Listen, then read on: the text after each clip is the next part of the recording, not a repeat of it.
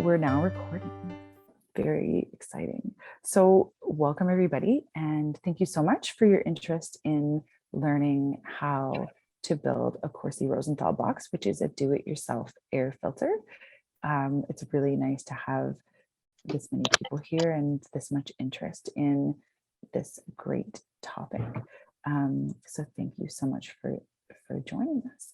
So my name is Kathleen, and I'm a volunteer with Protect Our Province, New Brunswick.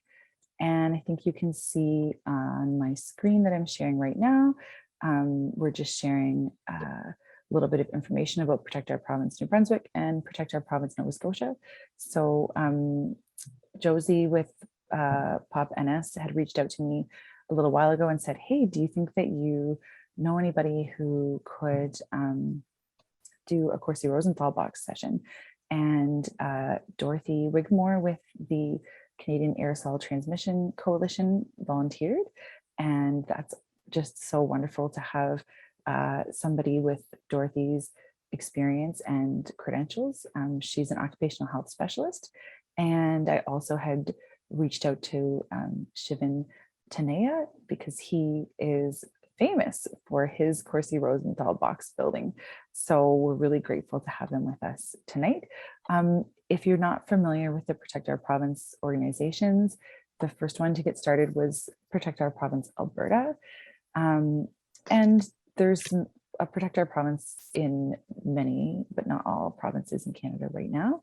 And they tend to be grassroots organizations that are striving to provide good quality information about health and safety in the context of the pandemic. In each province, we've seen different failures to communicate and educate by our provincial governments and the people that we started out the pandemic trusting in their expertise and their communication. And so there's just been some gaps that a grassroots organization can fill around things like mutual aid, providing access to rapid tests, providing access to respirators, which we often get from Donate a Mask, or we fundraise for, and I know Nova Scotia has done that kind of thing too. So grassroots organizations, usually just lay people, but sometimes some involvement from some professionals like nurses and physicians and engineers.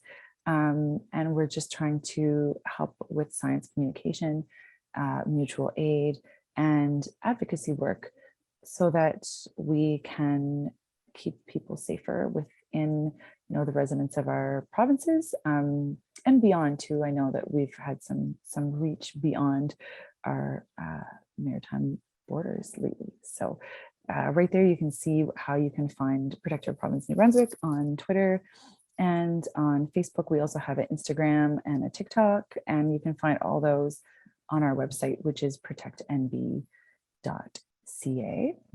I am speaking to you tonight from the traditional and unceded territories of the Mi'kmaq, the Passamaquoddy, and the Wolastoqey people. And I encourage everybody to have a look at the actions, the calls to action from the Truth and Reconciliation report, because I know that doing just a land acknowledgement is not sufficient, and there's a lot more to be done beyond just acknowledging that this land is unceded territory belonging to various Indigenous and First Nations peoples. So I'm coming to you tonight from that part of Canada.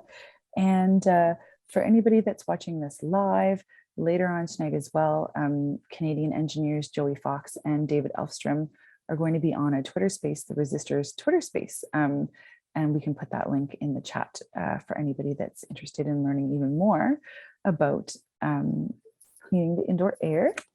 So if you have a question, I'd like for folks to use the raise the hand function to speak. And like I mentioned, this is being recorded so that people can enjoy this at a later time. So Kaylin, did you want to go ahead with an introduction for yourself and protect our province, Nova Scotia? Absolutely. Thank you, Kathleen. So my name is Kaylin, and I'd like to welcome you here on behalf of Protect Our Province, Nova Scotia. I'm a teacher and a mom to a pandemic toddler. So the kids are really what motivate me to keep fighting for cleaner indoor air. That's why I'm here tonight. And our group formed to provide accurate, reliable information to the public, advocate for evidence-based policy and transparency from our government, and to support community care initiatives where there are gaps. So that's kind of the core. And I'm so excited that we are here tonight to add Corsi Rosenthal filter boxes as another tool for our Better Health toolbox. Change for the better is a result of choices and actions. And here we are gathered to, keep heaving, keep pushing on that first domino in what is a growing movement around indoor air quality and safety in our region. So I'm just really excited to be here.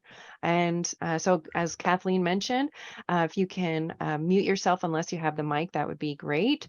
If you want to hop on the mic and ask a question, we ask that you raise your hand. If you're on a computer, so on Windows, Alt-Y will raise and lower your hand. If you're on a Mac, that's Option Y, or you can send a message in the chat box, and Kathleen and I are brave and we can read things out on the mic. Like was said before, you can direct message us. You can choose the little, if you're on a computer, you can choose where your message goes by clicking the drop down menu in the chat box. And yeah, I'm just excited to get started. Kathleen, I'll pass it back over to you to introduce our speakers. Thank you so much. That's awesome.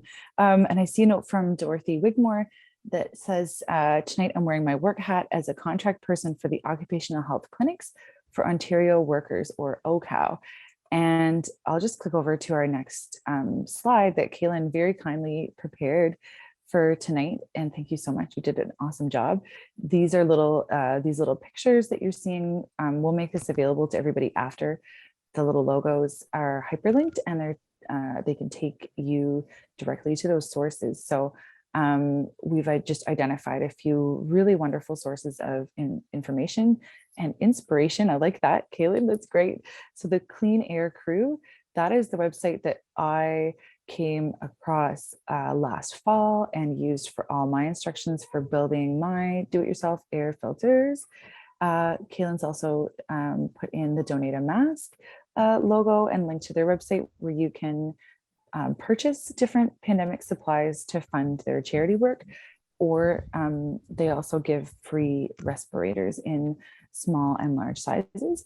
And Dorothy's group, which is just the most amazing group of people and resources that they have put together, Occupational Health Clinics for Ontario Workers, their website has a series of webinars that have the best information on keeping yourself safe at work and keeping your employees safe regarding the pandemic. And I'm sure they have other stuff that is not related to the pandemic, but all of the OCOW stuff that I have consumed very gratefully has been pandemic related content. And they have had some really amazing speakers on just the most wonderful resources, like Dr. Michael Klompus, who wrote the narrative review that was published last November that talks all about airborne transmission.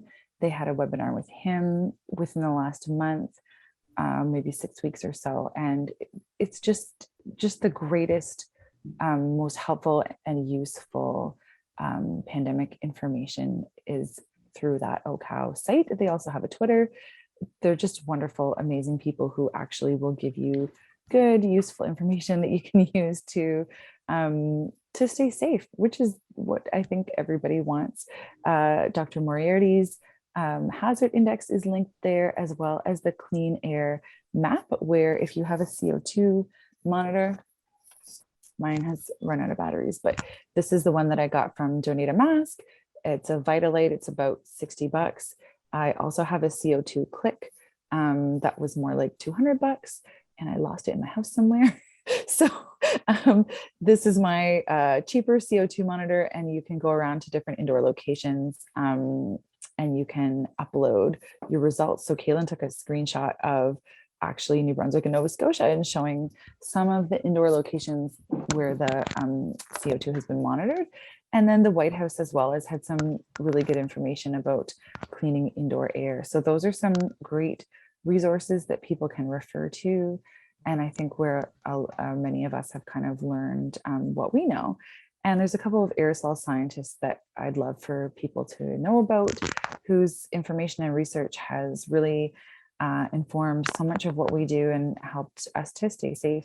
So Kimberly Prather, she is a distinguished scientist, distinguished professor, and there's a picture of her presenting the Air Force One Corsi Rosenthal box as part of this White House Office of Science and Technology, where they had the Clean Air Summit. And Professor Jose Luis Jimenez, he is also an aerosol scientist. He does such a wonderful job with his papers and his threads on Twitter explaining airborne transmission. So those are a couple of people whose work you can pay attention to. They do a really good job of knowledge translation and science communication. And just the last little piece to highlight is this CU Safer campaign, cusafer.org, from the People's CDC, which is kind of the American equivalent of all of our Protect Our Provinces. Really awesome resource. Okay, so without further ado, Dorothy Wigmore and Shivan Taneja, who have both built a lot of different Corsi Rosenthal boxes and have really done their work to keep others safe. And that's something that I find is so admirable right now, and that kind of energy and inspiration that we need to get us through this really challenging period. So they've each built a number of different do-it-yourself air cleaners, and usually using this Corsi Rosenthal box design, but they may also be telling us tonight a bit about a few other different designs that you can use for your do-it-yourself air filter. So Dorothy is an occupational health specialist, and she has made these do-it-yourself air cleaners with and for migrant farm workers in her activities for the occupational health clinics for Ontario workers. And Shivan is a grade 10 student. So I was saying to Kaylin before we got started that when I was in grade 10, it was 1999 and the world was staring down Y2K, which seemed like a big deal. And the pandemic is a much bigger deal than Y2K. And it's really lovely to have a student who's doing just so much good stuff to help his community and beyond. So he was recently a guest of 3M and had a virtual meeting with Dr. Richard Corsi and Jim Rosenthal, who are the namesakes of this do-it-yourself air filter box. So thank you, Dorothy and Shivan. And I might need to make one of you the host, and you can just let me know who is going to start first and who would like to operate as the host, and whatever I can do to be helpful to you both. So I think Shivan and I thought that we would start out by just talking a little bit about how each of us got into this, and then asking what people's questions are, so that when we start going through things that we can try and cover stuff as we go along and not necessarily have to wait till the end. So Shivan, did you want to start telling people how you got into making these boxes?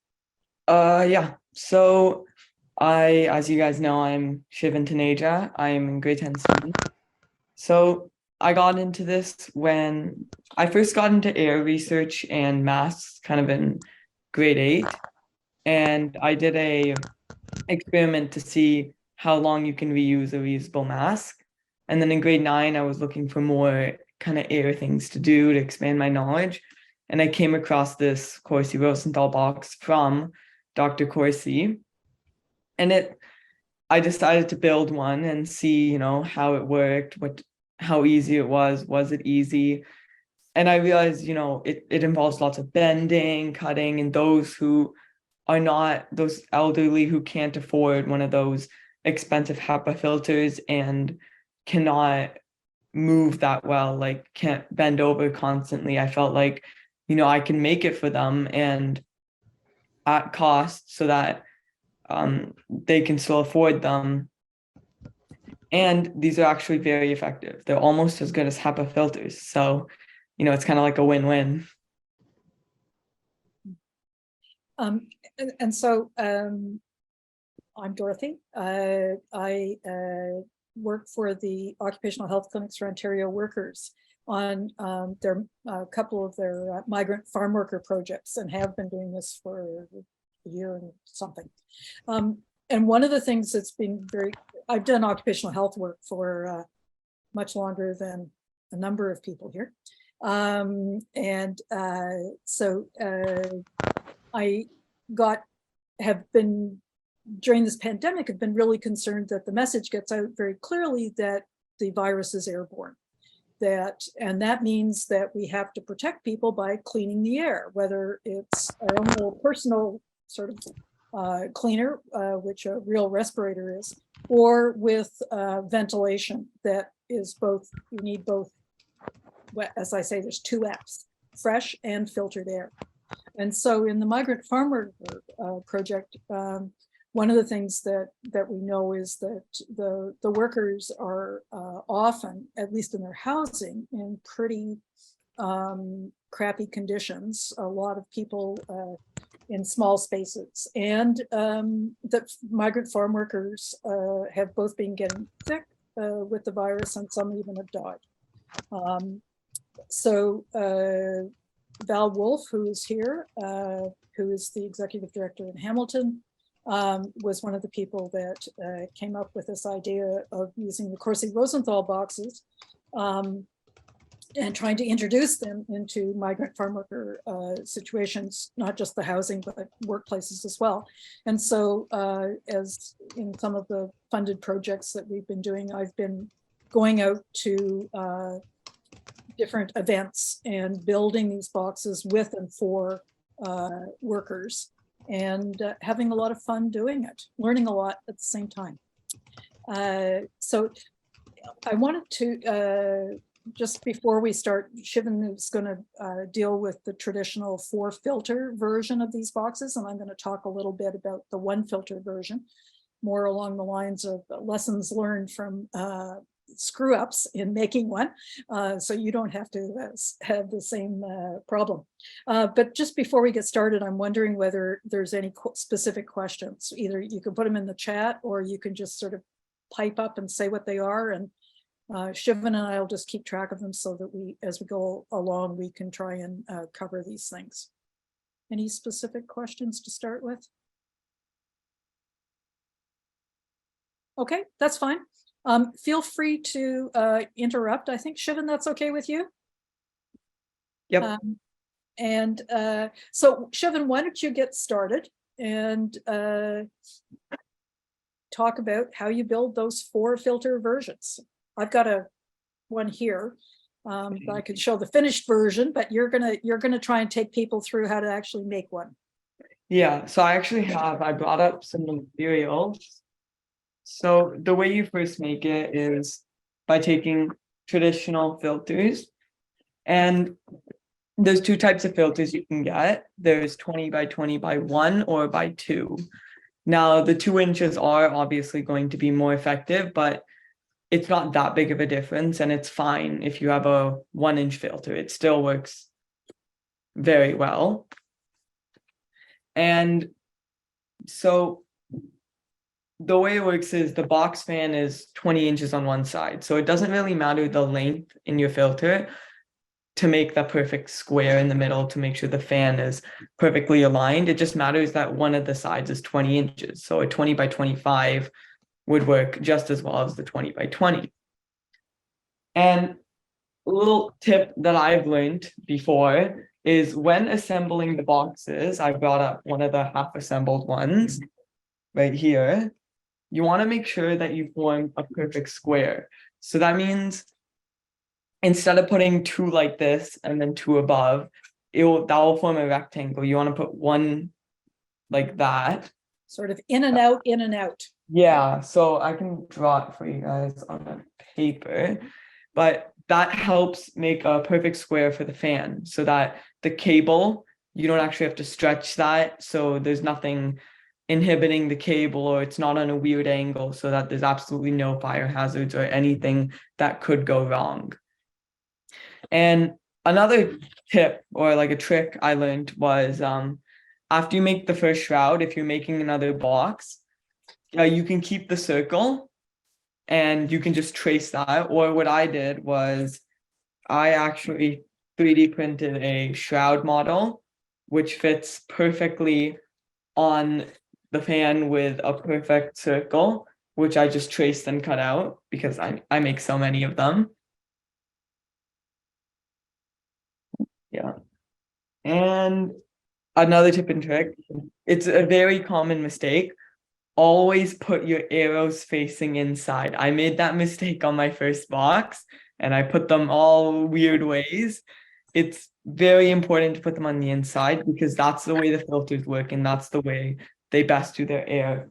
And if you don't know what the arrows are, yeah, right there, yeah. All filters will have an arrow, and that basically just tells you, yeah, the airflow. So it's the preferred way that air goes inside. Right. So the idea is that you're pulling the air through the filter.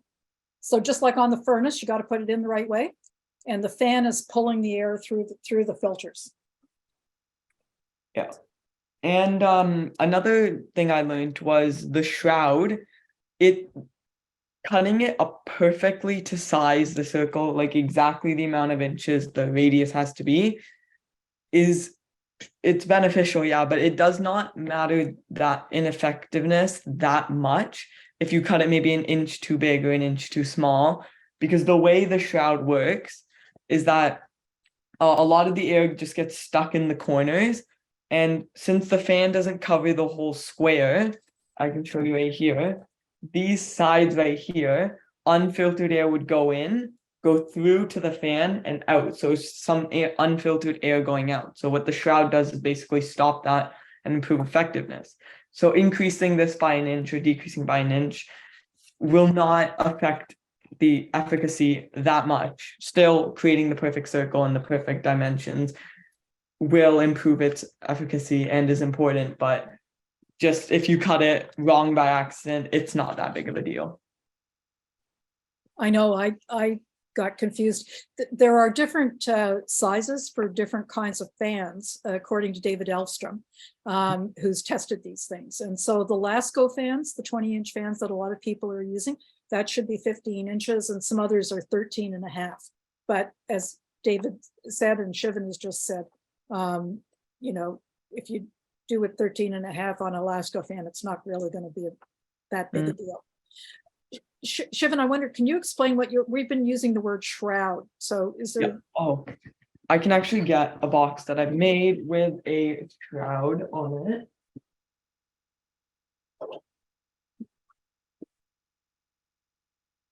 It's essentially a cover. Yeah, so this is the shroud on an actual fan, as you can see. It's this gray part right here. That covers the corners right here. Oh, you can't see the bottom. Right here, just to improve the efficacy.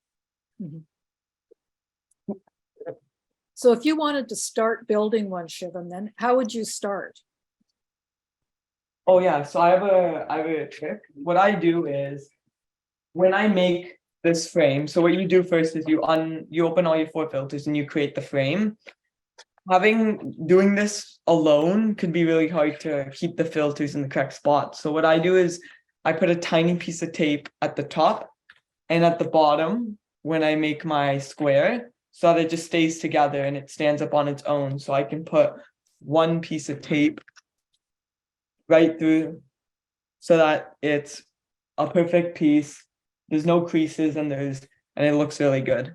And what kind of tape are you using there, Shivan? I am using just a regular duct tape, 3M duct tape. And I prefer getting the thicker kind because it leaves less creases and imperfections in the final product. But those creases and imperfections don't actually matter. That's just aesthetics. It'll work perfectly fine if you have. And for those of you who are into aesthetics, you could get things like this fluorescent pink, which I'm using for my own one at home. It happens to be duct tape, not the actual duct tape. but that's the main thing is that it holds things together. Mhm. Oh, and for those living in the Toronto, Ontario region, where I get my filters, I get them from a place called United Filters. They're a very great place. They always, so that's where I get my MERV 13 filters. I get my Filtrip filters right here, just from any regular hardware store, Home Depot, Lowe's, they all have them. Right. And so when we're talking about the filters, Shivan, let's be sure that people know what kind of filters they should be getting. So you always want to get the Filtrip 1900 because that is the equivalent of a MERV 13. The 1800, they also sell 1800, 1700, 1600. The meaning of the number is basically the higher the number, the more effective and the better they are. Yeah. Yeah, it says it right. So here's the number is right here, and you'll see that on other filters as well. Yeah, and it's you can see it also says the size of the particle that it filters and its rating. I don't know if you guys can see that, but it says MERV 13 there. So Right. this is equivalent to this. So if you get the Filtrip, make sure it's 1900, and if you get a MERV, make sure it's a MERV 13. MERV 12 is not as effective, but it will do the trick if you're on if that's all they have. And so one suggestion I thought of just before we go on to sort of how you put the filters together is that maybe it's the kind of thing where PoPNB or POP Nova Scotia could source a bunch of these through a local hardware store, get a deal, and then distribute them. Something like that, whether, you know, somebody suggested to me the local home hardware folks might be willing to do this, for example. That's a good idea. You know, the other person is our Atlantic 3M sales rep. Yeah. So That's whoever, been you know, suggested as well. yeah. So be rather great. than having people trying to find, because that's been one of the issues for us, is trying to find good prices on these things. They can be like 35 bucks a piece or 25 or less, depending on where you go. And if you want to support local, you know, and you're buying in quantity, I suspect that you can get some deals. And then, you know, people aren't paying huge amounts of money for this. Yeah. Oh no, I'm not muted.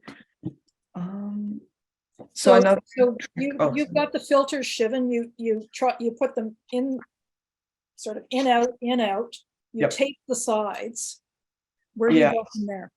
So what I do from there is I take the box that the fan comes in, and then I open it out, I place this right on top, and then I trace it and cut it so that I have a perfect outline I can show you right now. And so the cutting device is something like this. Just like a box cutter or a box cutter or. Yeah. So as you can see, I always just use the bottom of the fan.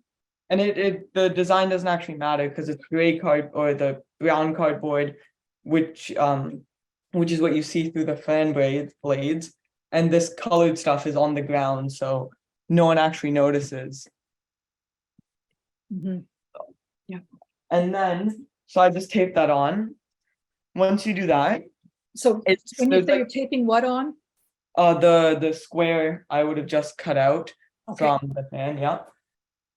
And then what you can do from there's an option. You can either put the shroud on first and then put the fan with the shroud on and tape it on, or tape it on and then put the shroud. It doesn't actually really matter which step you do first because you're going to end up in the same place. Yeah. But when you're doing the shroud, then you've got your thing that you trace out. Yeah. And so you've got one of the large from the box, you've got one large size that you've used for the bottom that you've cut to fit. And you've got the other large size that you've used to make the shroud or the cover for the top, and from which you've made a hole in the center, one way or another.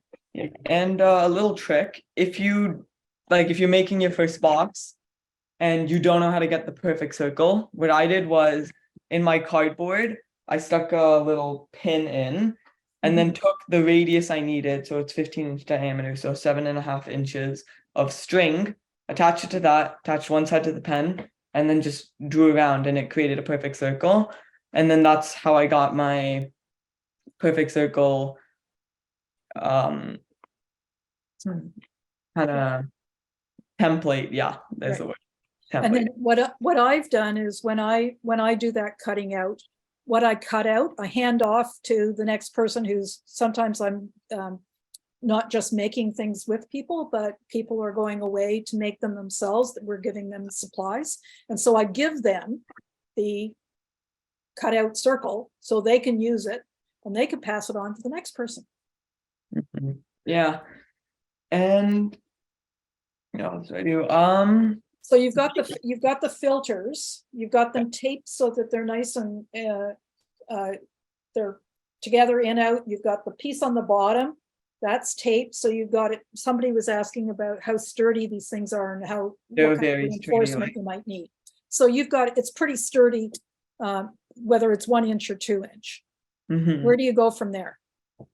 So so I would put the fan on. Mhm. You have to be careful about this because the cord comes out from the edge of the fan. So you have to make sure that you don't leave the cord inside of the actual box. You make sure it's outside the filters. Do I tape? I tape the outside of the filters for Marsha, who put in the chat. I put tape right along the edge. Oh, right along the edge. Let me get to a better side. Right here, and then the cut circle, that is just used as a template to create more shrouds. So I see the confusion. So when you do a circle, you can trace it and then cut it out, so that, because that cut circle is this inside dimensions right here. So it's just used as a template. Yeah. So somebody said, where do you put your cut circle? So the idea is that it go on that side of the carton that you're using. Mm-hmm. You've sized that to go over the fan one way or another. There's different ways to do it. You can put it on and sort of cut around, or you can measure it out ahead of time. But then what you do is you put the circle, you eye it. You don't have, you can, if you want to, you can be really precise and sort of measure it, but you eye it so it goes in the center. Mm-hmm. Yeah. And then, so as I was saying, where I go from there. And there was a question here, do you tape the inside of the filters or the outside or both? So you're taping I the just do the outside. outside, yeah, because taping the inside would kind of be pointless when you're making it airtight from the outside. Mhm. There's no point in having tape on the inside. It's also very hard to do once you've assembled it. Right. So one of the things that I learned, and Shivan said that he'd learned, both of us learned the hard way, is before you actually do much with this fan, make sure it works. Yeah. Because this one doesn't. It clunks away. I have to return it. Yeah, I've had some issues with the fans. Sometimes when I turn it on, it makes this weird buzzing sound, or I Mhm. just plug it in, turn it on, it just doesn't work. And then it's just a hassle. I have to remove everything. And then when you remove the tape, some of the paper from the fan or the filters comes with it. It's just a hassle. You just make sure it works before. And then, so when you're taping it, I brought this one out because you can see the Lasco fan has these feet that are supposed to go in the bottom. But what they have little holes for them in different places here. And so when you're taping, you need to think about not just taping it to the top of the filters, but you need to think about all the little holes that there may be. And you also need to think, and Shivan, you could tell us how you do this. You don't want to tape down the cord, right? You want to have it free. So how do you deal with that? Yeah, so yeah, 1 second. I'm just creating a kind of image for someone who had a question. While you do that, I'll show you what I've done with mine. Okay, so this is what I mean with the inside outside. I put a post-it right there. Oh, there's stuff written on the back right there. As you can see, it creates a perfect square with this one on the inside of that one. and that one's on the outside of that one. As opposed to, let me draw another one. This right here, which you can see is a rectangle, and that causes the power cord and all the dimensions to be very weird. Mhm. So And- this is what I've done with the cord, where on this one, the fan is just hanging over the edge a little bit. And so what I did was I taped underneath it. Let me just. And then cut on either side of it, just so it can move, because you don't want it to be held down. Yeah. Are you doing something like that, Shivan? What I do is I first tape under it right there. There's tape under it. And I put one piece of tape which goes over it, but it's still taped under. So it still's got that freedom and mobility. Right. So the main thing with all of this is you got to cover up all the holes. Mhm. You've got to, once you sort of, one of the things I do, especially if you're working with other people, it's good to say, okay, let's all check and see whether, are there any sort of little spaces here, little holes showing? Are there places where the tape is sort of isn't really as good as it should be, before we say this is a done deal here. And a nice way to check if you have a leak of air or anything is plug it in, turn it on, and then just stick a tissue there. And if the tissue sticks where it should, so if the tissue, say I put a tissue right up here or in this corner and it's sticking, then I know, okay, there's air's coming out of there or trying to go in from there. That's not good because that takes away from the efficacy. So then I would retape that area. And if a tissue sticks on the actual filter, yes, that's very good because it's meant to do that because the air is going in.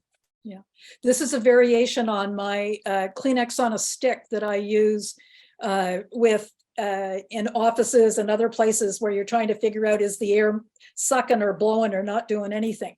And you put whatever, you can use a yardstick or doweling or something, and just tape a Kleenex to the end of it, tissue to the end of it, and then you can use it in multiple ways. So I've now learned another way to use it. Thank you. Yeah. Oh yes, there are also different, so you don't actually need to get a Lasco fan. There's many different types. There's this one I have from Walmart, which was on clearance, so it became $14 for the fan, which is, I bought a bunch of them just to stock up for people if they want to decrease their price on the box. And as long as it's 20 by 20, it will work. You may have to adjust the shroud size, but it will, and it should work just as well. So one of the other things I've just thought of is that on the bottom of these fans, whatever the fan is, there should be either a UL or a CSA sticker. And for, especially if you're giving them away to people, or you're not going to be the one using them. What we've done is, aside from having a label that says this was made with materials from Ocao, supplied by whatever, and if you've got questions, there's a number to call. And you're gonna make me. Oh.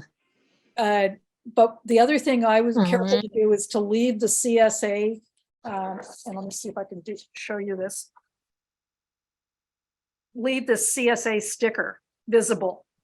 So Yeah, that people know that it's a fan that doesn't, that's met all the right tests. Yeah, I have mine visible as well right there. I covered a little bit actually Yeah, with the but- tape by accident, yeah. but The CSA label is still there. yeah.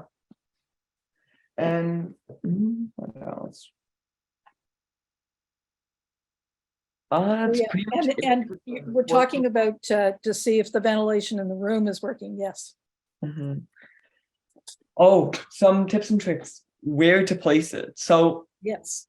with this 4-filter design, you don't want to put it right in the corner because then no air can come in from the purpose of a shroud. So I'll just rephrase that. So basically the way a shroud works is usually the blades of the fan go right in the circle.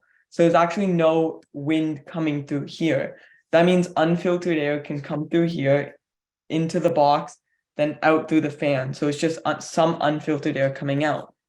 So the shroud just kind of stops the coin. And yes, the filters are strong enough to hold the fan. It's actually holding this one right now, and I'm pushing on it right now. Nothing's happening. It's very stable. You can put like a lot of weight on it. I accidentally sat on one of mine and it didn't break. So Yeah. you can put a lot of weight on it.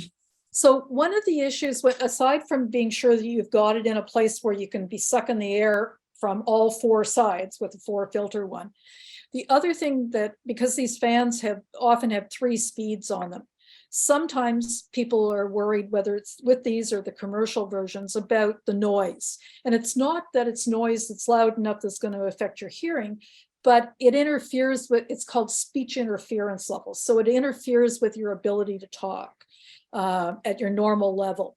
And so what I've been saying to people is that, if you're in a room with a number of people, crank it up and see how it works. See whether it does interfere with your ability to talk to one another.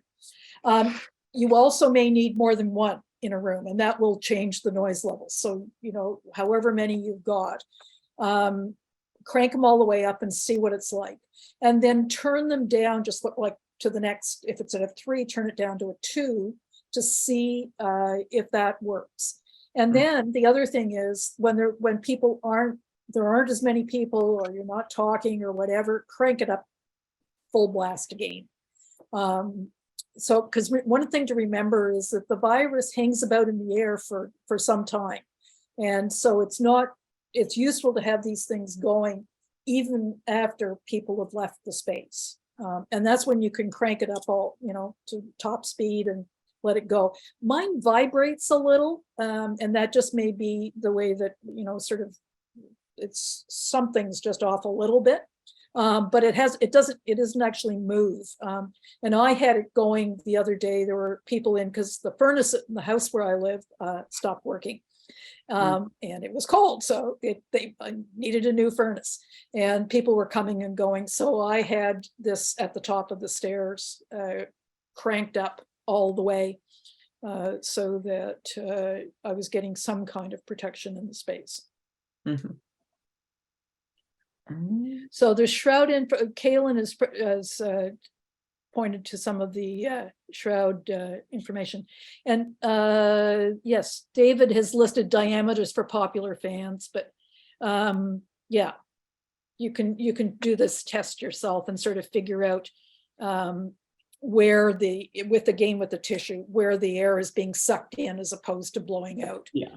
So I'm not quite sure. I don't know if the air, like the tissue, will necessarily be sucked in, but you'll notice that if it doesn't get sucked in, the air won't be flying up, the tissue won't be flying up in those corners. It would kind of be it wouldn't be flying up. Yeah, I kind of would just sit there or kind of budge a little. Right. And we made these with the cardboard. You could make them with other materials as well. You could make them with tape. People are making fun things.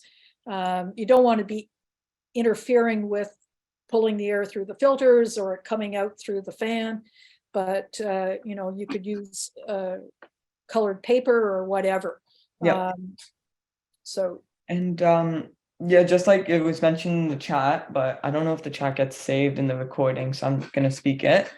You don't have to, the shroud, you don't actually have to cut it out. You can just put a straight piece of tape on the fan, and it doesn't have to be a perfect circle. I know some people have done octagons where they do one side, one side, one side, one side, one side, one side, and just straight putting tape on the fan. That will work as well. Mm-hmm. And that's where having like colored tape make it look pretty. Mm-hmm. That's an option. I'm trying to think of other advice. Are there other questions? Have we managed to get through? Oh, Yeah, a square fan is best because you're putting the filters together to make a square. And on the other hand, you can use a round one. And I, in fact, have a Honeywell turbo fan that I'm going to use, which is a round one. Turns out that it moves air better and it's less noisy. And there is a nice little, Amanda Hugh has a nice little video on YouTube about how to do this. I think that's who it is. I will find it and in a minute or two. I can jump in for a second. I have actually made a couple of them with the round Honeywell. Oh, and so tell us about So it ins and outs was of doing that. difficult for somebody who is handier, who isn't responsible for 3 kids all the time. It probably wouldn't be so bad. But for me, it meant that I had to do it in about 3 separate sessions. It took a long time because I had to seat the round Honeywell fan in the square box that it came in order to form that seal with the rectangular box that I was putting it on top of. So I had to use the X-Acto knife, cut the right size circle in the fan box. The shape of the fan doesn't fully fill out the box. So I had to shove extra cardboard and stuff inside the box to prop it up, to make sure that when gravity was acting upon it, it wasn't going to like lose the seal, right? I used silicone to seal the edge of the fan to the box. It was a lot of work. Yeah. And it, like I said, it took me like 3 separate building sessions because I had to wait for the silicone to dry and I had to figure out, then I had to cut the holes in I was doing a mix of Barry Hunt, who has the Prescient company that does the breathe masks. He has this nano fabric that acts as a filter, right? So I was trying to combine the idea of using this Honeywell fan and this fabric on a different cardboard box. And it was really just a make work project. It would have been cheaper and easier for me to just use the square, the Corsi Rosenthal. But I mean, for people who have the time or you already have the fan, it's definitely fun to play around with. It did take me several different build sessions. And then for my next Franken fan, I took the round Honeywell, took the base off of it because it has a stand, and I sat it inside of a laundry basket. And then I just wrapped the nano fabric all around the laundry basket and taped the nano fabric directly to the fan. So for that one, I didn't bother making the round fan in a square receptacle. I just sat the round fan directly on top of the laundry basket.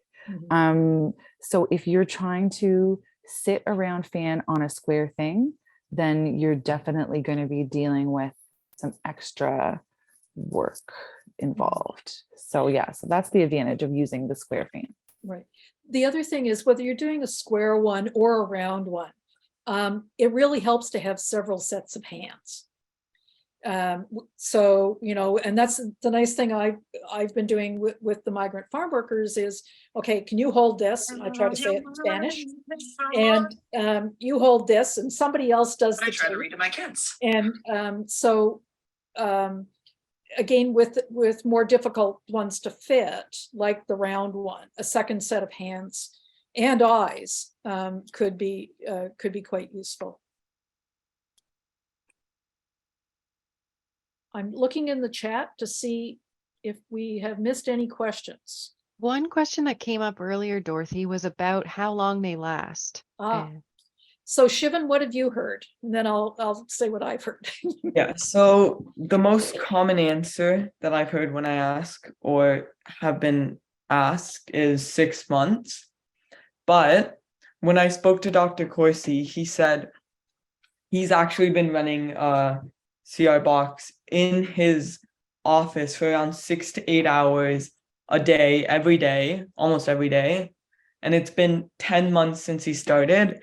And the cleaner delivery rate has only dropped by it only increased by 100. So it's still very effective after 10 months. It really depends on how many people are in your room, the size of your room, and how long you're using it. And how much crud is in the air. Because remember, these things are not just for the SARS-CoV-2 virus. They're for particles in the air.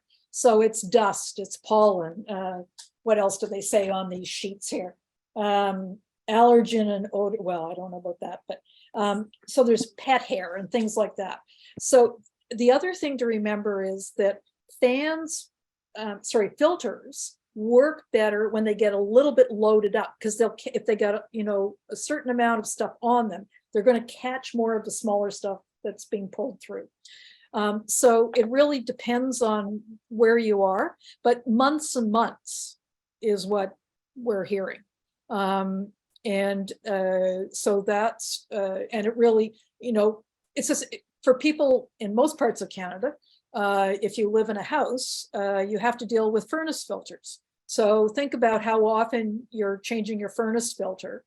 And that'll give you, at least in your house, will give you an idea of how much stuff there is in the air that needs to be caught. And with your furnace filter that it looks dirtier than it did when it started.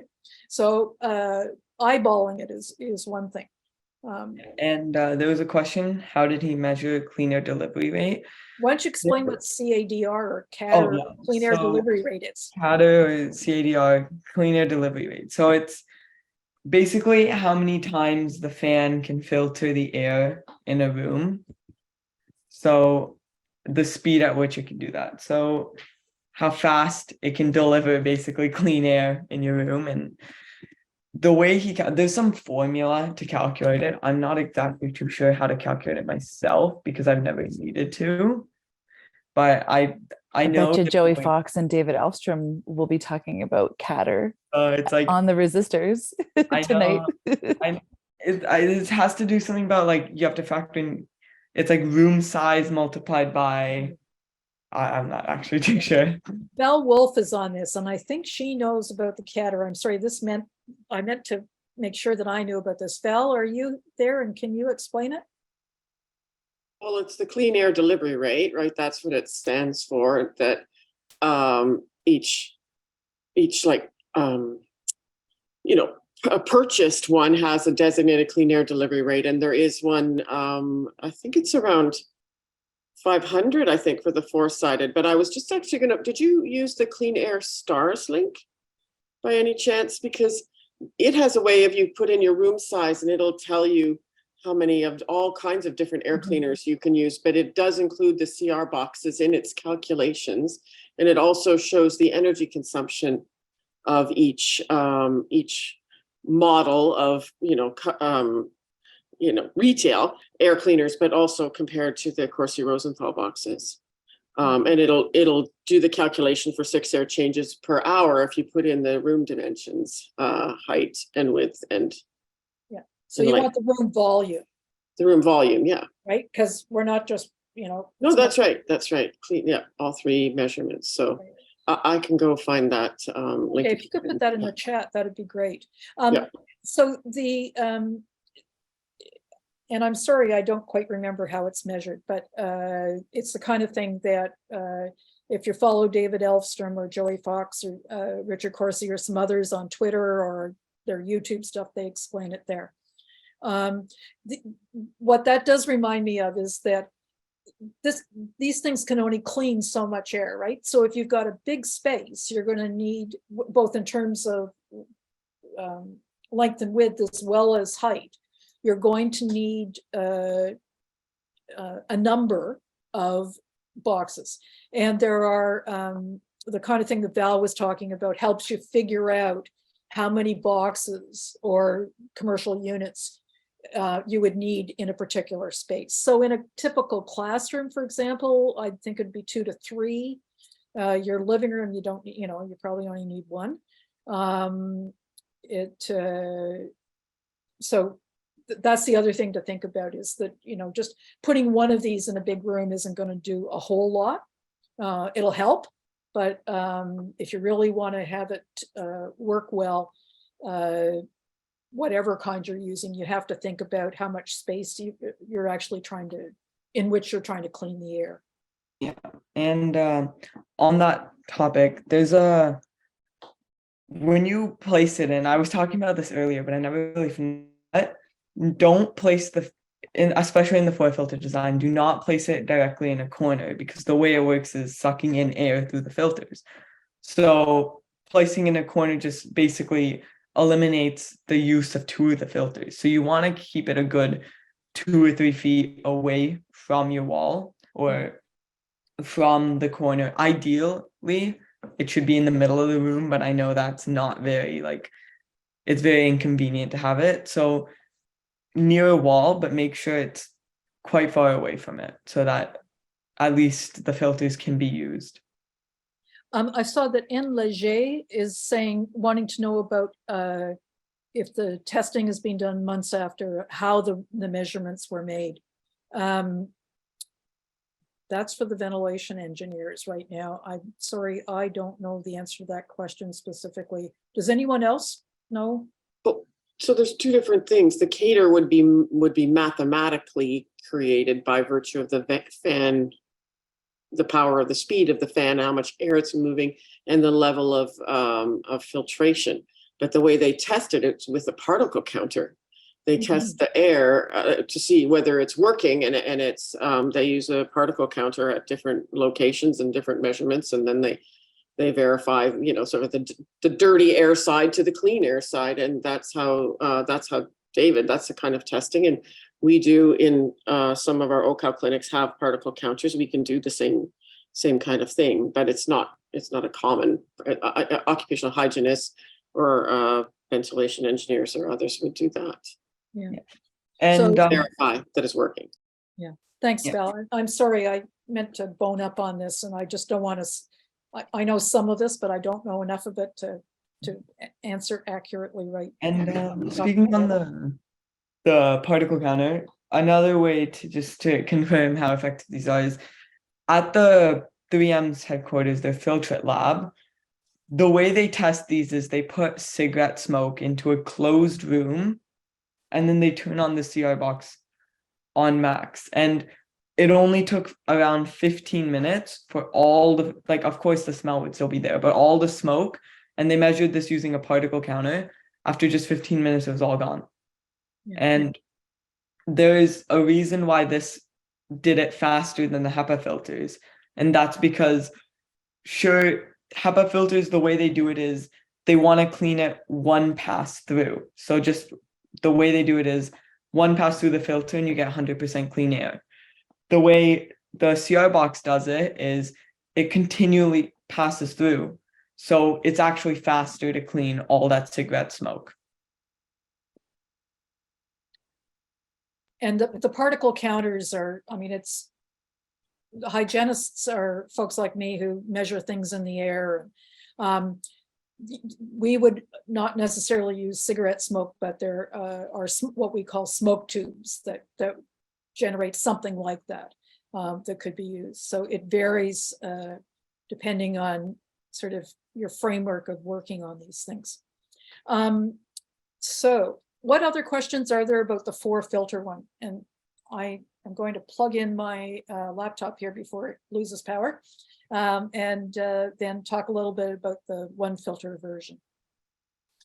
Perfect. Yeah, I think there was one question Christian had asked about the comparing the difference between the 1-filter and the 4. But like Dorothy said, if there's any questions that anybody has about the 4-filter design, and so basically what you're doing here with this is you are constructing a do-it-yourself air filter that is able to clean more air more quickly than a HEPA filter because of the power of the fan that you're using compared to most commercial HEPA filters that would have a, like Shivan had just said, the HEPA filter is going to clean it on the first pass, but the volume of the air that you're able to clean with a do-it-yourself air filter is typically greater.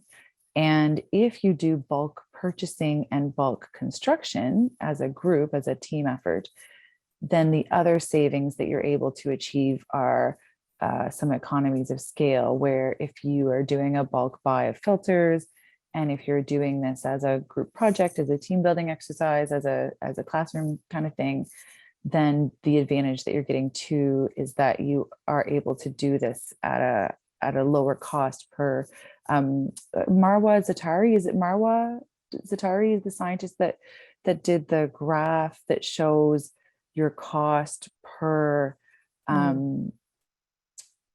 per, you know, breaking it down. Yeah, your dollar to your catter, I think, right? Kind of, was that what her chart compared? She had a really nice chart that included the Corsi Rosenthal box on showing, you know, your bang for your buck as far as the filtration is concerned. So that's the kind of overall aim with the Corsi Rosenthal box, is, you know, maybe making it quicker and easier for a big building, like such as a school, right? Or such as an office space where you know, if you're the manager of that space and you're looking at, well, gosh, do I have to buy commercial HEPA units for each of these offices? You know, that's going to get quite costly. Or as a team building exercise, we could just have a day where we bulk purchase enough materials that we can make a Corsi Rosenthal box for each space. Like that would be part of the thinking, right? And so when you're using the term HEPA filter here, you really mean the commercial units. For me, I'm meaning like the ones that you can get at Canadian Tire, Yeah, so rather than like not the things you buy nice yourself. ones. Yeah, You yeah, buy exactly. rather than make Not the yourself. ones that the Apricot Cafe has, like the really legit high volume ones. I'm thinking like your Honeywell, you know, like your personal consumer grade, right? So if people are going to go that route, one of the things that you really have to watch out for are these promises of ionizing the air, or those kinds of extras that they throw in. You don't need anything more than the HEPA filter. That's it. And the reason that you don't want the extra special ozone is that it actually is a respiratory irritant, among other things. It's not good for you. So if you're trying to clean the air, you don't want to be adding crap to it and making people sick. So that's one of the other advantages of these boxes, is they're straightforward: filters, fan, duct tape. The people I know who are a little wary of these, I've had a conversation recently about this, and they're one of my friends, his concern was just sort of the quality of these things. So that's why, you know, follow good instructions, do the kinds of tests that Shivan was talking about with the Kleenex or the tissue or whatever you want to call it. And keep an eye on it to see that it is working. You know, however many months, 6, 10, 12 months later that you need to replace the filters, you're essentially going to be making the box all over again.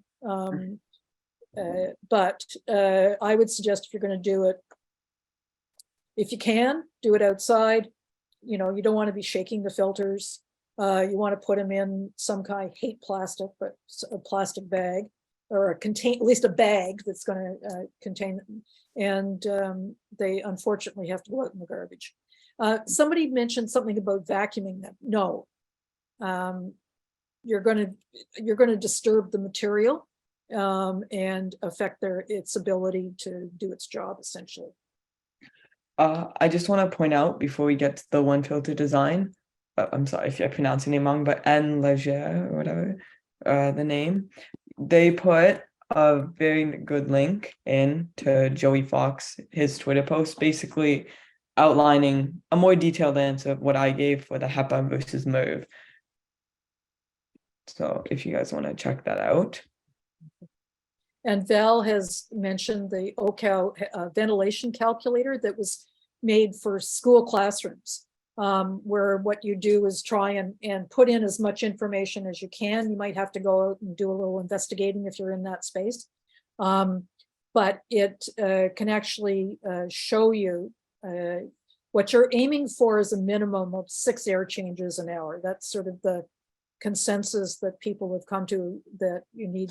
Some people talk about liters per person per second, but if we're dealing with air changes per hour, it's at least 6. And so that calculator helps you figure out what will get you there or above it, because it'd be good to be above it. Sorry, my teacher's voice.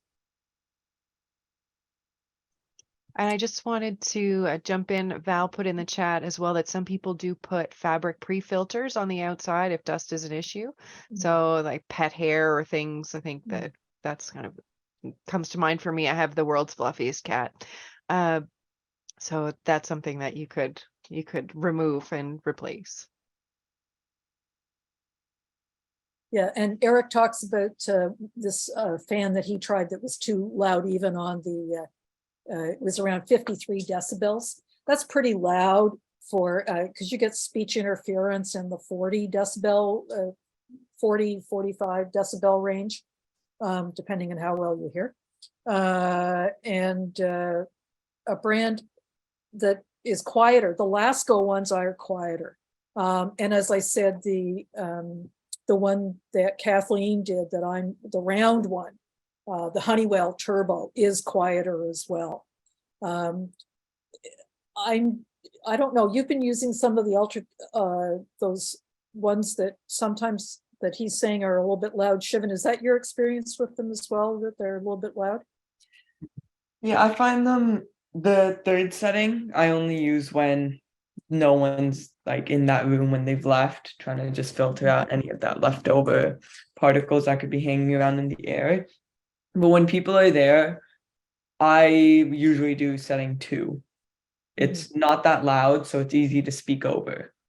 And like after a while, you just start to drown the sound out, like, and you just don't even hear it or don't even notice it.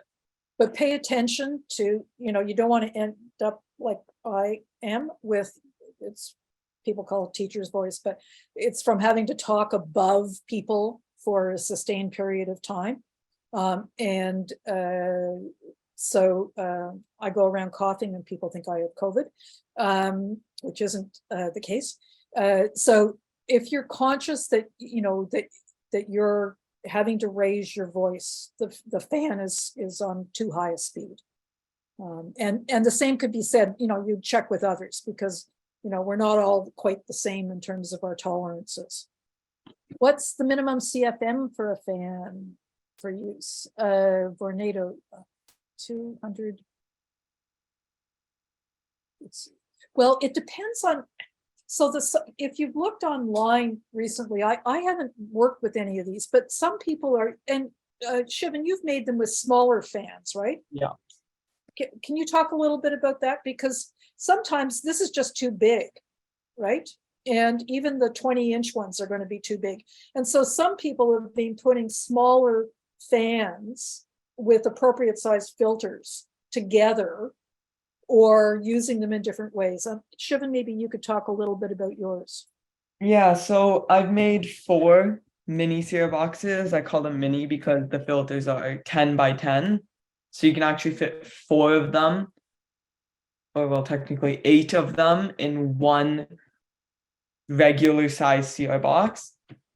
Obviously, it would be a lot less effective and the clean air delivery rate would be less, or well, yeah, so the main purpose of those is like a very small room, or if it's just you, maybe 1 or 2 people entering in, like a dorm room or something like that. That's the main use for them, or like on a desk. I personally would not use them if lots of people are entering the house, or if there was more than 2-3 people, unless you use a lot of them, because the regular Sierra box is a lot bigger, the fan is a lot faster, and produces a lot more airflow, and the filters are bigger. So, yeah. The ones I've seen, I saw something on the Twitter the other day of people making them with fancy colors and stuff and hanging them from the ceiling. And it was a row of like 6 of them or something like that. I forget the exact number. That's one place, assuming Twitter keeps going, to just check out and just see what people are doing to accommodate different spaces. Val, you're the one that talked about the pre-filter, and somebody here asked, Marcia asked about what to do because she's got a cat. What kind of fabric were you using? Do you Well, know what people using? I have no expertise in the filtration of Yeah. fabrics, but Yeah. we also use as commercial units. We've bought Blue Air 211s because that's Jeff Siegel did the review on Marketplace. Oh gosh, that was like February of 2021, I think. Yeah, I've And got- that was the best one of the ones he tested. And so we've used those in our clinic and elsewhere. And they come with like a stretchy jersey kind of sleeve that goes over them and that then can be taken off and washed. And it even you can order it in different colors if you want. So I think even a t-shirt, I'm pretty sure I've seen people, you know, once again on Twitter, you can tell those of us who are excited by these innovations, that maybe people would put a t-shirt around, that would be a big t-shirt maybe that you could put it right around your CR box, or you could somehow maybe wrap around like a pashmina or something like that, you know, a big piece of scarf that you could wrap around that would just catch the fibers in the air, and then you can wash that and put it back again. So that's the idea. I don't know. There's probably some magic thing that I can't think of right now that would just fit right over that 20-inch square, but it's that idea, something fabric like that. And I would expect that cotton fabric as opposed to polyester, just because of the how it's often made. But others may have thoughts about that. Oh, Isabel, thank you for the CR box chandelier. I've forgotten the name of that guy because it is a guy. But he's been doing various things. So it's not just Twitter. You can, you know, Facebook probably has something, but also the YouTube is a useful source on some of these. So I'm going to just show you what happened. Oh, by the way, I put in that CBC link that Val talked about, where Jeff Siegel, who's a filter specialist actually from the University of Toronto, he worked with CBC to test various fans and see how well they worked and whether you're getting the best bang for your buck, so to speak. It included a Corsi Rosenthal box, although it wasn't done with the MERV 13 filters. It was done with a lower rated filter. So I would expect that the ones that we're talking about with the MERV 13 filters would do better than what showed up in that. The other thing, just before I forget, is that there is a nice little fourth grader YouTube video. A fourth grader explains how to do this. I'll just put that in the chat box too, because, you know, especially if you want to involve kids, but again, I mean, it's great that they're doing them, but again, you want to be sure that they're being made to some kind of quality standard, so that they're actually working and people aren't getting a false sense of security. That's the concern. So I'm going to move you get to see my kitchen, sort of. Okay, so this is the beginning of a one filter box. So you'll see that it's what there is this is the box that the fan came in. And essentially what has happened is that we've got the sides of it. And on the large side, what's been done here is that we put the filter on top of this and marked up around where the edge of it. And then we made, instead of cutting right there at the edge, we made the cuts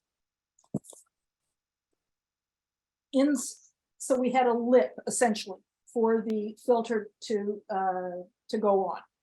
And then this was done at one of the migrant farm worker things with another person. And then we taped the filter. So this is a 20 by 20 inch MERV 13 filter, 1900. So we taped it, but this was my mistake. We put the fan on and we cut out right around the edge. We didn't leave that lip that you need for the fan to sit on. So the fan fell right through it.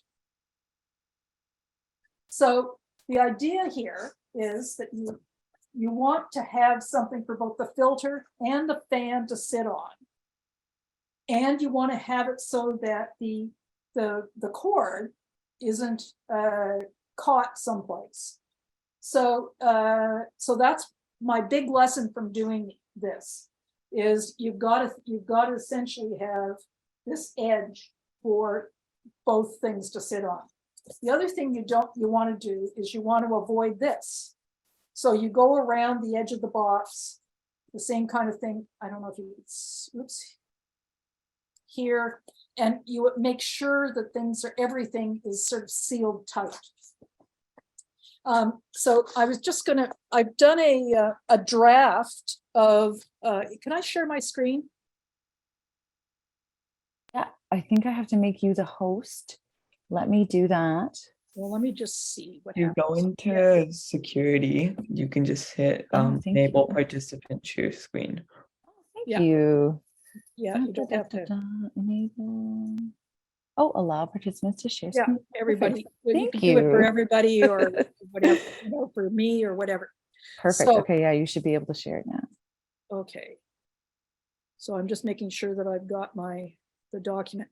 So what I've done is I've done a draft of, let me just, so this is a draft of instructions about how to make the one filter air cleaner. And I'm careful. I know, Kathleen, you've been calling them air filters. The filters are part of the air cleaner. I'm picky about words. Oh, no, and I'm glad you are. Because it's I an like air to cleaner. be accurate. I right? like that. Okay, so I should be Okay, calling it and an air this is the cleaner. filter. So we've got one filter, 4 filters. You can have 2 filters. You can have 5 filters. So I've sent this to Kathleen, and you may be able to just put it in the chat if your Zoom is set up like mine. But I was just going to show, what I was trying to do was to sort of say, okay, here's what you need. Okay, so one of the things that this is from instructions from David, that, and what he says is that taping a single one to the back of the box fan actually puts more strain on the motor, and you don't get as much air cleaning. You also then have to replace the filter more often. But as he says, it's a low footprint and it's the least expensive option.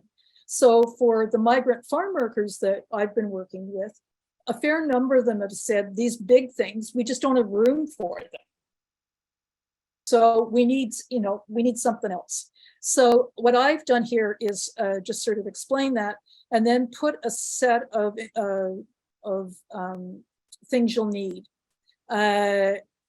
The hacksaw thing will come in just a minute, or we'll show you what that's all about. We're not going to take too much apart, really.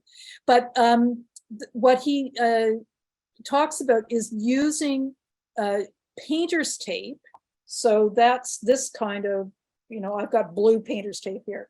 It looks like regular masking tape, but it really is called painter's tape. Because it makes it easier to take the filter off when you need to replace it, and you're not tearing as much. So you need the box cutter knife and your,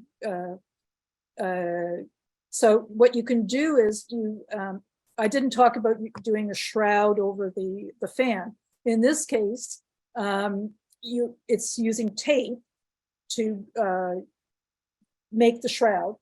And it's 15 inches for a Lasco fan and 13.5 for things like the Hurricane Utilitech, which somebody else mentioned earlier. And so in that case, you don't need the painter's tape for that, but the painter's tape is for other things. So the hacksaw comes in when you want to deal with the cord.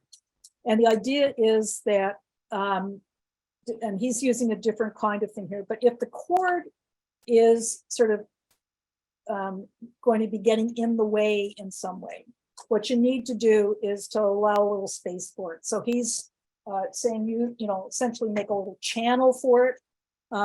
Depending on the kind of fan, you may need to do that. And that's where the hacksaw could be used. You could do it with, you might try it with a box cutter, but I think it might be a little safer to do it otherwise. So the idea is that you take the fan out of the box, you plug it in to make sure it works. The lesson learned. You seal the box fan shut and rotate it so you get a good fit.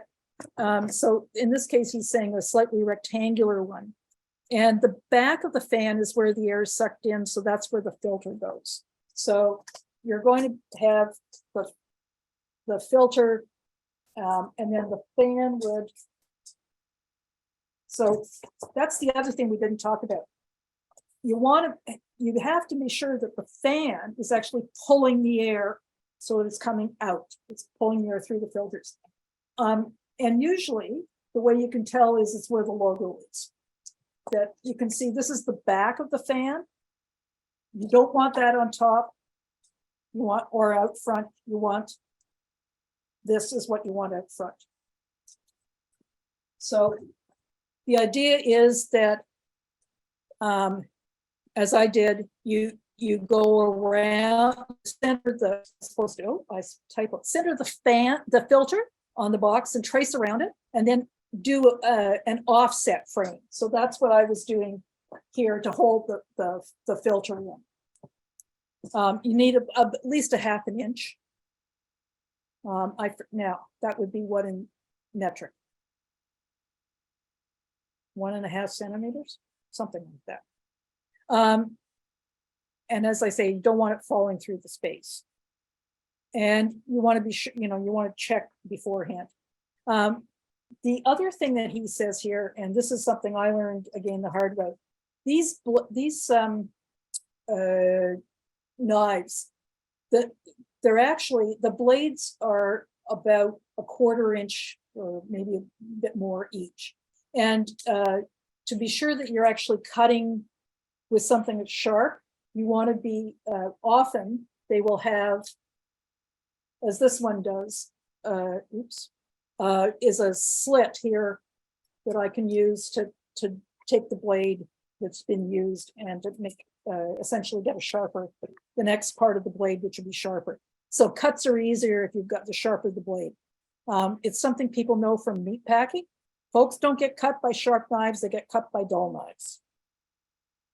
So you've got your filter side, the other side goes against the fan. You do the same kind of thing here, which is to trace it out, but you don't do what we did, which is just then cut it out. Again, you need that lip, the 1/2 inch offset or whatever you want to call it, to actually hold the fan in place. And you're taping the box to the back of the fan, the filter goes there, and you center the filter and you tape it up. And that's what it looks like. And so you can see in this case, the cord is free and you're not going to be running into difficulties with it. People have asked sometimes about fire risk. 3M did actually an evaluation on this. Even if they fall, there's not a fire issue. Again, this is why you need to have that CSA label on the fan, because they've been tested for these kinds of things. So it's pretty straightforward. It's somewhat easier to do on your own. It doesn't do as much in the sense of it doesn't clean as much air for as long. But if that's the space you've got, it's a hell of a lot better than nothing. Kathleen, if you want to share this, I've put my email address here that people can try using these instructions. I'm interested in whether or not they make sense, and I'm happy to get feedback about them. Somebody who works with OCAL down in the Leamington Sarnia area of Ontario told me that she didn't use them, but her husband did, and that he was able to follow them, but he's a do-it-yourself guy. So I'm looking for some other eyes on it as well. So what are your questions about that? I did put it in the chat too, the PDF, so people can download it. It's just a couple messages up. And yeah, I'll use your instructions when I fix my one filter fan, because I did do it without putting that gap in. And I can You need- see the utility of putting that air gap, right? Right. It's called, in ventilation speak, you call it a plenum. So you've got, it's a space. So if you think of in the buildings that you may be in, where you've got real ceilings and fake ceilings, the space there is a plenum. It's a space that the air moves through. So that's what you really do need. That if you put it right up against it, you'll get something, but it's not going to be nearly as good as having that extra space. Remember, in the instructions, I forgot to put the word filter. I just realized that. So if people want, I can very quickly correct that and send you the corrected version, Kathleen. Sorry about that. Word is, anyway, the design, I had issues with the design at the last minute, so I wasn't paying attention to absolutely everything. Dorothy, we can be sure to share it with the resources after the fact too on our social media, and make sure that anybody who attended and didn't can have access to all these resources too. And then, as I say, please do send me a note at the OCAL email and let me know what worked and what didn't. If there's better pictures that, I'm going to try and these are ones that David had. Not all of them are quite the way that he now says to do things. So I'm going to try and substitute some later, but if you've got pictures you want to share, that would be great. What other questions do you folks have?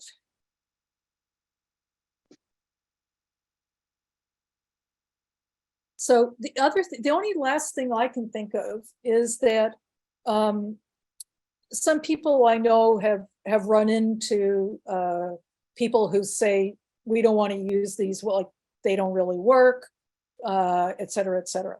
And I can tell you that, first of all, the EPA, which the US Environmental Protection Agency says these can be helpful. The Ontario government has acknowledged this. There have been studies done that show that they're just as good or better than the commercial ones, what some people are calling the HEPA filters. So if anybody needs some of those resources, I'll put them together and you can pass them along. Where in the room is the best to point it? Well, I think, assuming that you're doing it for a small space, you want to do it, you want it to be pulling the air. You don't want to have it right up against the wall, right? Like this.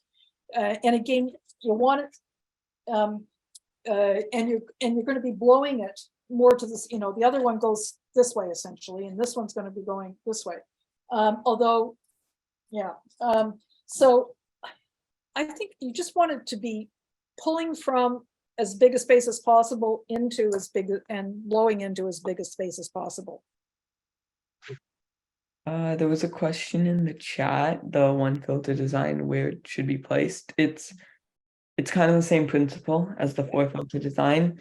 Make sure you don't put your filter right next to a wall, or otherwise that filter will not be used or it wouldn't be used effectively. So you want to keep it at least a couple feet away.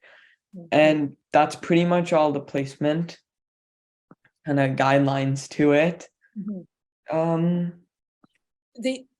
Somebody has asked about using a higher MERV rating. One of the things that you have to think about is that the fan can only pull so much air against a certain amount of filtration, right? So depending on the fan, it may have difficulty if you're going above MERV 13. Yeah, and so in building systems, not all building systems, for example, are able to add MERV 13. Sometimes they can only go to 8.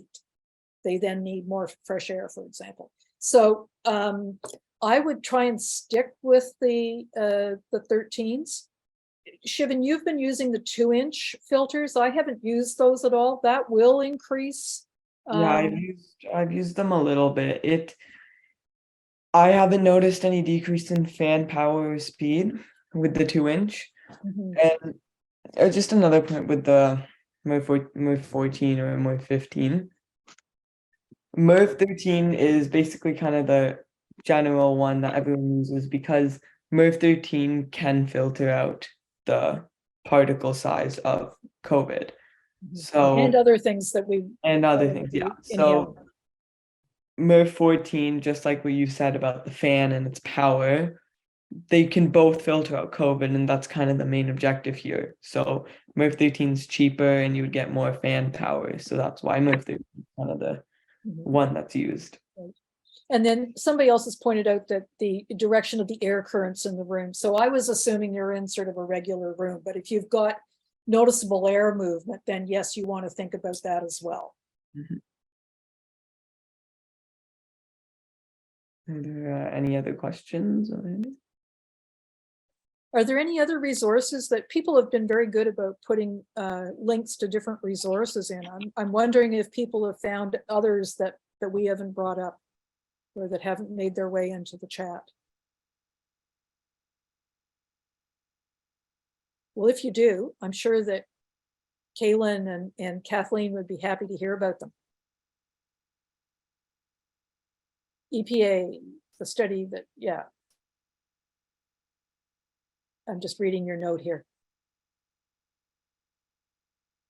Yeah, and so there's a lot of misunderstanding around, including by school facility folks who don't quite get it and might be a little threatened by people coming along and saying, hey, you can do better. So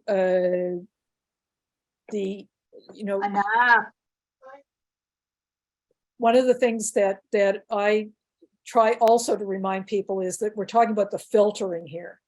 The CO2 monitor will tell you about how much fresh air you're getting.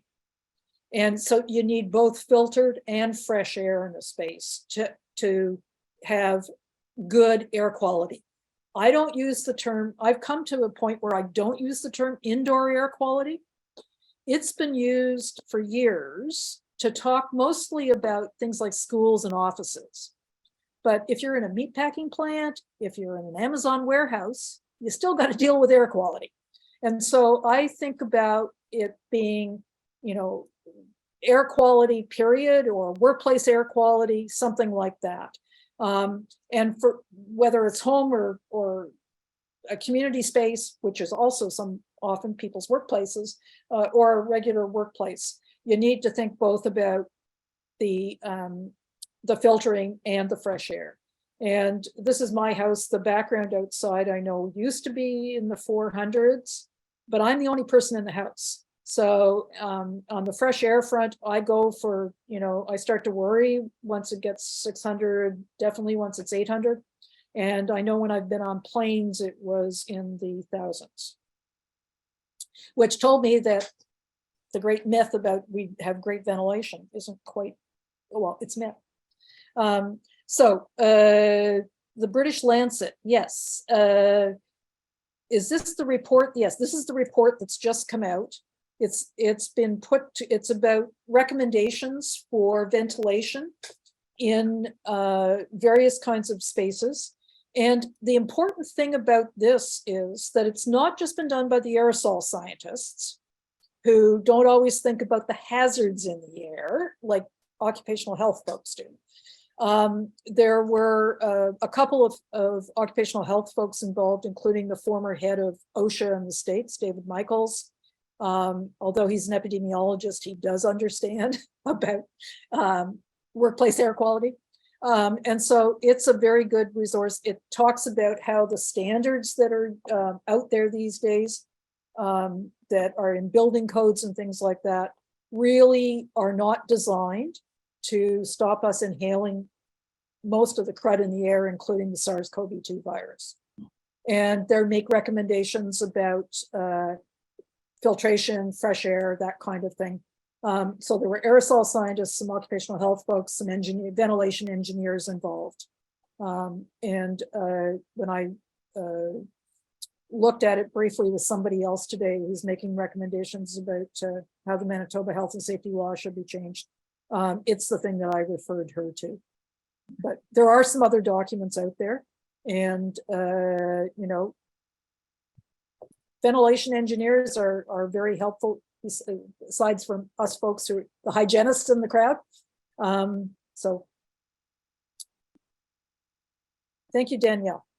I just I'm gonna put here. So I put in, okay, wow, that's a weird image format, but it is a photo. I got it from the Clean Air Crew, the website. Mhm. It's a very good step-by-step with photos, drawn photos on how to make your a 4-filter design.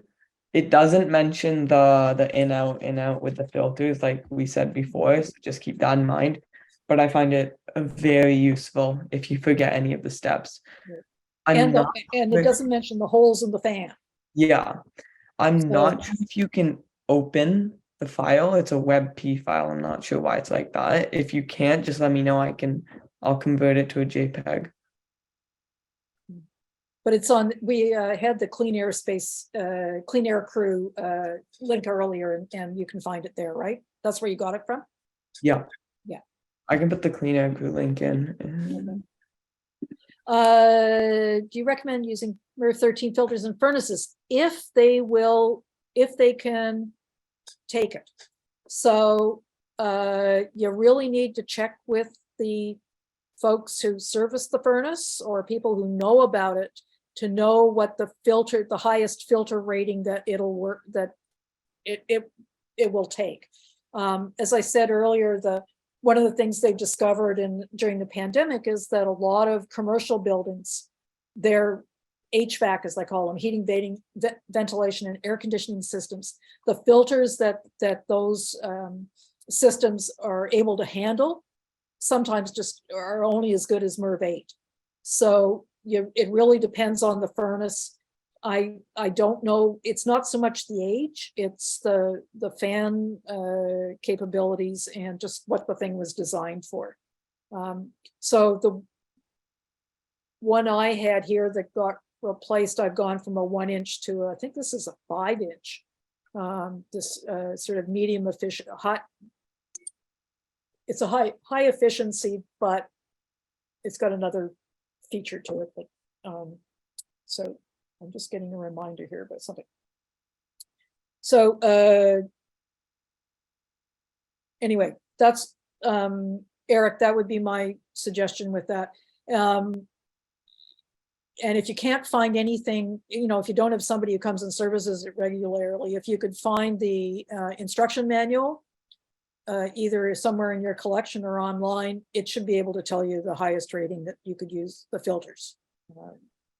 I just put into chat 3 links. They're all Clean Air Crew, but it's just different areas of the website. One of them's the image step-by-step instructions. One's the main page for the cereal boxes, and one's an FAQ. So if your question didn't get answered here or you forgot, it might be answered there. So Okay. Oh, Shivan, Awesome. you're going to be on with Joey and David. I didn't know that. Good. Isn't that nice? Yes. I'm doing a book project for an MFA at Dal, or actually at King's. And I have a student reading thing that starts shortly. So I don't know whether I'll be able to make the resistors or not, but you said it was being recorded. Somebody said it was being Yep, recorded. they've recorded all of them. And I think great. somebody has threaded, because I think we're up to like number 10 now, Oh. maybe, or so for their chats, maybe even higher. So for anyone that's not familiar, Mary Jo Neighbors and Christine Cooper, they have been hosting every Wednesday night. They've been hosting about an hour to sometimes 2-hour long chat about a different topic having to do with COVID and how to stay safer and how to understand more about what's going on.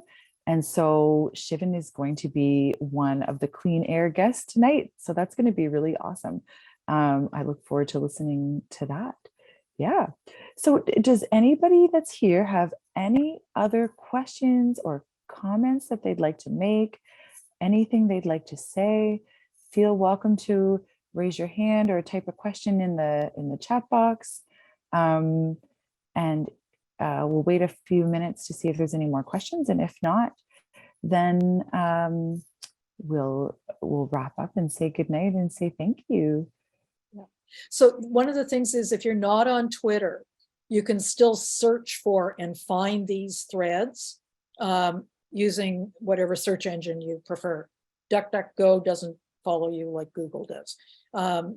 It's the one I use. So you don't have to be a Twitter fanatic to track these things down. Just finished your box bed. Ooh. What's it look like? Can you show us? Dorothy, that's exactly what I was hoping for. Let's see it, Ben. You just have to turn on your video there. Oh, brave.com. Okay, search.com. Sorry, I accidentally sabotaged my audio. Let me see if I can get the box. Okay, and while you do that, Eric is saying, what kind of tape do you recommend using? So Shivan, you were saying good thick duct tape. It's And people with latex allergies will know what they can use or not use. I don't know about this one, which is duck as opposed to duct tape. But that's a very good question about the latex allergies. I think that the main thing is that the tape has to be able to hold things together and be as strong as possible. So if you've got dealing with latex allergies, you probably have already figured out what kinds of tape you can use that aren't going to cause a reaction. Gaffer tape. Oh, I see Here's my Ben. box. I see Ben in Okay. his box. Let's see if I can make Ben. So if Ben speaks and we put it on speaker view, then we can see it. Very good. So this is, for me, this is one of the things that's great about this, is that it doesn't take very long to do this. And if you want to go back and make it look real pretty afterwards, you can. So how long did it take you, Ben? Well, I just started when we started this session. Uh-huh. Yeah, it's not pretty, but it seems to work. Yeah. And so, as I say, you can go back and put extra tape over some things to make it look pretty. And I'm going to show you actually, if you, one of the, I'm just thinking about realizing that I have a picture that I could probably show too. Let me just,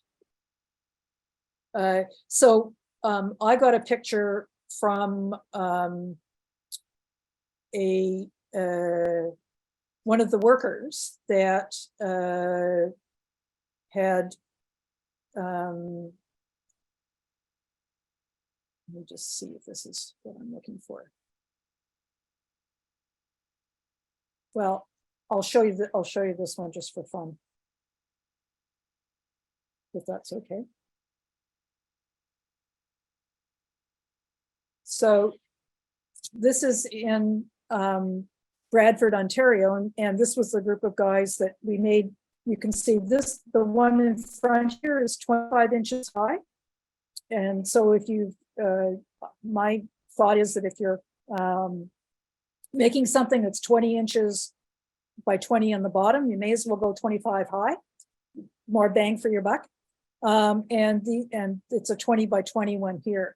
And these guys we took the paper from the filter, the thing that describes it, and they were testing it to see that the fans actually worked. But we made these in probably, it was like 45 minutes for the two of them, and going back and forth, because I was going back and forth and they were going back and forth helping one another. Maybe not that long. But anyway, I was trying to find a picture of one that a worker sent me. if people talk about other things, I'll see if I can find it here. I can. Yeah, I actually ended up, I forgot to mention this. In the springtime, there's this Council of Atlantic Medical Students. So we have Dalhousie, which you had mentioned, Dorothy, and we also have a Dalmed school in St. John now, and there is MUN Medical School in Newfoundland, and there is the University of Sherbrooke has a partnership with University of Moncton. So every springtime they have a Council of Atlantic medical students, and they had a speaker drop out at the last minute. And my husband's medical student, I had just talked her ear off about airborne transmission. And I was like, if you ever know of any opportunities for me to like talk to the medical students, please let me know. And she texted me, I think like that same night, and said, we've had a speaker drop out of our conference. Would you come? And I was like, oh my gosh, what am I going to talk about? Because I could talk about so much.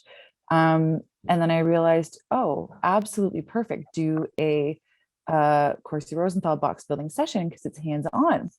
But there wasn't a budget, and I was pretty broke. So I could only afford to buy 4 filters. So I bought 2 fans and 4 filters, and I made with them the 2 filter design.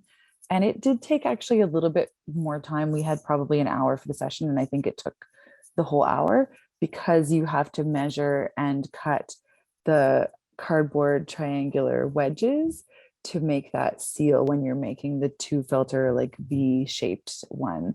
But they had a lot of fun decorating them. They took the scissors and they curled the cardboard to make some antennas. It was really fun. It was really nice. So there is the 2 filter option, and that's on Clean Air Crew as well. And it's a way to, take advantage of a little bit more, effectiveness without having the cost be the same as if you're buying expensive filters to buy 4 of them for one. So I don't know if you can see it, but that's the picture that this worker sent me, and he built that having seen us, having helped build those 2. It wasn't the same session, but a similar kind of session to the picture I showed you, where we built 2 for 2 groups of people, and then he went off with supplies, and that's what he came up with. So it looks really nice, and I'm pretty sure that a lot of people are pretty good do-it-yourselfers, and give them the right materials and a little time and instruction, and away they go. So anyway, I think we're done. Fantastic. Well, I personally want to say just a huge thank you to both of you, Shivan and Dorothy, for coming and sharing this expertise, to Josie for approaching me with the idea and the help and encouragement, and Kaylin too. If anyone has any closing words they want to say, then absolutely go for it. And we'll end up posting this recording so that you can share it. And for sure, OCAL can use this session as well. And I do hope that this will be of use, not just tonight, but in the future as well. Mm-hmm. And if people have questions afterwards, I'm assuming they could send them to you, Kathleen and Kaylin, and between Shivan and I and whoever else we know, we can try and get answers for you. I also want to thank Val for me calling on her to help out here when I wasn't quite sure about a couple of things. So no problem. Thanks. It was a good session. Yeah. So just as a final thing, this is something that I've learned to do. And one of the things about this pandemic is that those of us who at least have been paying attention to airborne transmission have learned a lot about different ways to protect ourselves, whether it's with these things, whether it's with real respirators. And there's nothing wrong with saying, I don't know, and figuring out who you can go to ask to get a good answer. And unfortunately, these days, it's not always those with MDs after their name. They're not the ones who are trained about this kind of stuff. Right. And that's such an important distinction, and one that one of the engineers on Twitter, Matthew Oliver, had made such a good point the other day about how the responsibility and the accountability and the actual training and expertise for this occupational safety that is your area, that is your field, occupational hygiene, occupational safety. And the point that Matthew Oliver made about engineering and about how they are truly responsible for the safety of the occupants, if on a variety of things. So that is what I was really looking forward to tonight, was thinking that, hey, tonight is all about the occupational safety and the engineers. And that's such an amazing resource for people who, I'm sure of the people who were here tonight, they probably had already kind of heard of that and were familiar with it. But I think that's something that we can really easily disseminate out into more of the broader consciousness. People just knowing. Yeah, I would make one small correction. We're talking about occupational health here. Safety is more the tripping kind of traumatic injury. Health is, there's like 5 categories of different health hazards when it comes to job stuff. And inhaling these viruses or other crud in the air is one of them. Just, it's a little picky. It's important. No, it's important. And I one of the appreciate things it. Yeah, so that's where the hygienists come in, is thinking about the health stuff. The engineers think about the design. And so that's why we need to work together. I have designed a ventilation system back in 40 years ago when I got my training. I haven't done one since, but I count on people who've got a PNG after their name and are trained in ventilation to design them. But I also want to work with them so that they think about the health aspect, and they're not using standards, for example, that, or coming at it in a way that or so they are coming at it in a way that's actually going to protect people's health in the best possible way. So I try not to trespass, but I also try to say, what about the workers?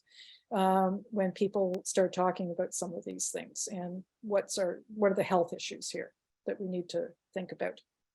So sorry to be picky, but no, I appreciate it. My husband and I are both precise in our language, and so we have these little like precision offs all the time, so I'm used to it. And it's important, and I do try to do, you know what I mean, take it forward.